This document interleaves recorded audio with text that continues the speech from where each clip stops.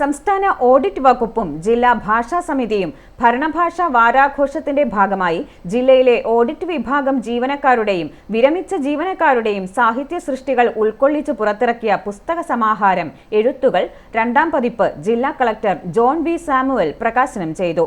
Collectorate വിഭജിക conference ഹാളിൽ നടന്ന ചടങ്ങിൽ ഓഡിറ്റ് വിഭാഗം റിട്ടയർഡ് ഡെപ്യൂട്ടി ഡയറക്ടർ പരേതനായ PB നടരാജന്റെ ഭാര്യ വിജയമാളിന് നൽകിയായിരുന്നു പ്രകാശനം.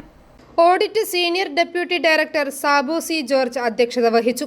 കവിയും കേരള സാഹിത്യ അക്കാദമി അംഗവുമായ assistant audit officer MR Renukumar പുസ്തകം പരിചയപ്പെടുത്തി.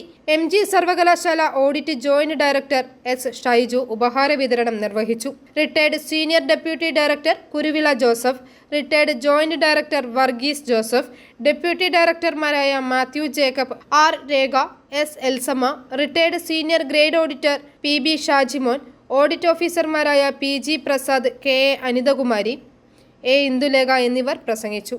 i4U news, Ettumanoor.